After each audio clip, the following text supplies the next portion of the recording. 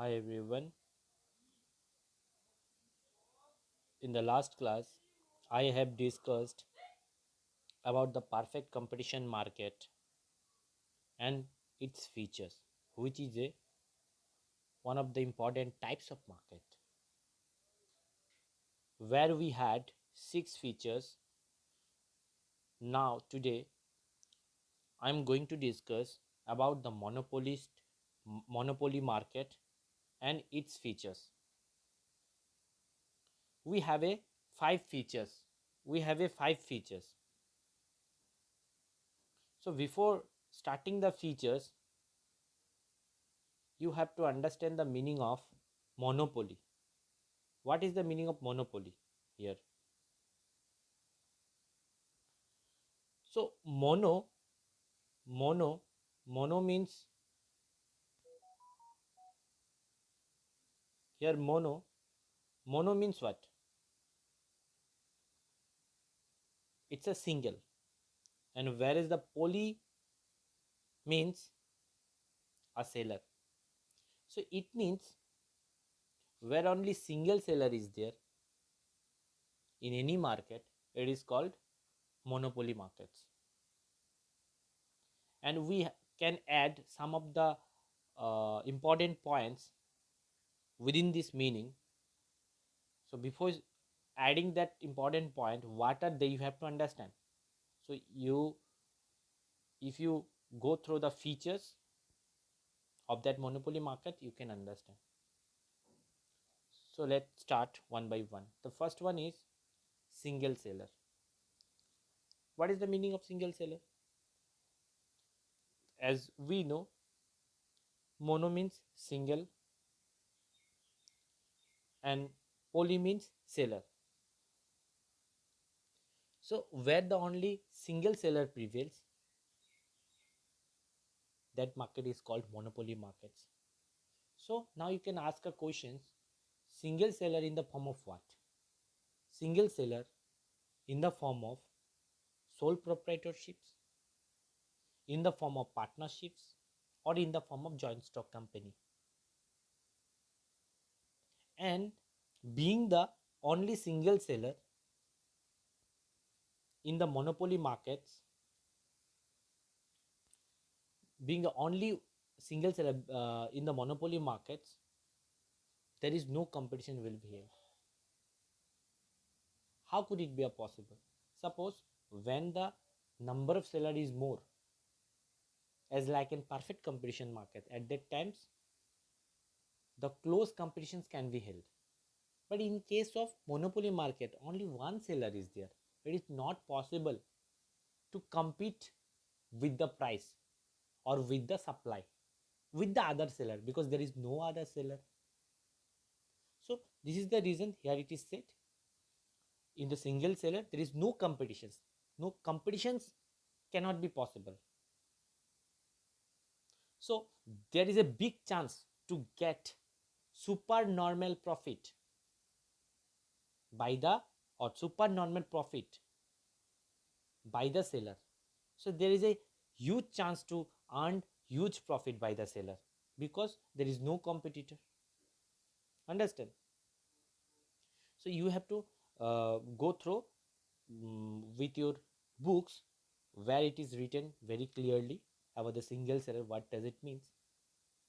And here, see, the implication of the features, the implication of the features is that the monopoly firm can exploit the buyers by charging a higher price for its products, obviously, because only one seller is there, so they can charge higher prices because the customers have no options to purchase their goods and commodity from other sellers because there is no other sellers. So it, there is a high chance, or it can also sell its products at a different price to the different buyers, which is called in price discriminations here. Understand? So in the monopoly markets, the seller can charge different price for the same product to the different customer, and this concept is called price discrimination. It is given in the five points, fifth points you can see. So now come to the second point, no close substitutes. What does it mean? It is also important second features of monopoly. In the no close substitutes, where there is no close substitutes available of the products which is sold by the monopolist. Monopolist means seller here. Okay, so the goods which can be easily used for each other and are available at nearly the same price are called close substitute. Suppose let's give one example. In the perfect competition markets, I have given an example of Colgates and Pepsodent. That are close substitutes because the quality may not be the same, the price may not be the same, but the satisfaction is almost the same. But in case of monopoly competition market, the seller is selling the products are not close substitute which is sold by the other seller. Understand? If I give an example, then it will be clear to you. So in the monopoly market, we generally say it is a pure monopoly. And what is the meaning of pure monopoly? Pure monopoly will exist only when there is no close substitute of a product. There is no similar type of product is selling by the other seller. At that time we can say close substitute. Let's give one example. Suppose railway industry. As we know, railway tickets is sold by only the government. No private company can sell the railway tickets, is it? So we can say the railway company, the government railway company, they are doing monopoly business at the time of giving the service to the passengers. Understand? But if we give an example of transport of bus, so we generally get a government bus, we also get a private bus, so it has a close substitute, so it is not the example of monopoly. But if I give an example of what, railway, then we can it means that is one of the examples of monopoly. So you can give another example also. Some of the states, they are only one institute which is in government institute to provide an electricity service. Okay, so in this way you can understand the meaning of no close substitutes. The next is what, restriction of entry of new firms, which is also very important. Restrictions of entry of new firms. Understand? So these points, restrictions of entry of new firms. What does it means? As we know, only one seller is there, so the other seller have a very restrictions to enter into the markets. They cannot enter into the markets. Now you have to understand, enter into the market, some of the restriction in the form of what? In the form of their patent rights. If the ITC company is selling in Nagang district some product and some distributor is there, no other distributor can enter into the Nagang district. They have an only monopoly power to sell their product in the Nagang district, only one distributor. So in this way you can understand the meaning of patent rights. Another form is there which is called in copyrights. The restriction may come in the form of government law. The restriction may come in the form of economic of scales. So those are the restrictions that the new firms can enter into the market, because this is a monopoly market, only one seller is there. So no other seller is allowed to enter into the markets. Understand? So next is, firm is a price maker. This is very important point. Why the firm is a price maker? One is price taker, another one is price maker. Understand? One is price taker and another one is price maker. So what is the meaning of price maker? Who make the price? So under the monopoly markets, the monopoly firm or the seller make the price. How? Within 3 points. You can note it down. The first one is, there is no competitions into the markets because only one seller is there. Understand?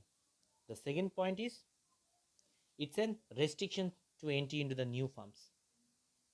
And the third point is there is no close substitutes. Due to these three reasons, the farm is a price maker. Farm, it means the seller is a price maker. Maker means what? Who will make the price? Understand? So farm is a price maker. This is very important points here. The farm is a price maker. Okay. So one important line you have to add in this point, which is remember a monopolist means seller, can change or can charge any price of its product but cannot sell any quantity at that price. I repeat, a monopolist can charge any price of his product, okay, but cannot sell any quantity with that price. It means what? It means he can charge a price or different price for different customers. Suppose A is coming and seller is selling the goods to A with a price of 100 rupees. In the monopoly markets, when the supply will be less, at that times he can rise the price and he can sell the same quality of goods to B with a price of 120. So this is called what? A monopolist can charge any price of his product but cannot sell any quantity of that price. I hope it is clear to you. And the last point is possibility of price discriminations. I have said price discrimination means what? Charging different price to the different customers, to the different buyers. This is called price discriminations. It is also important features of a monopoly. So till this much, this all features is covered under the monopoly. I hope you understand. If you have a problem, inbox me in my personal number. I'll be repeating with your doubts. Okay, thank you.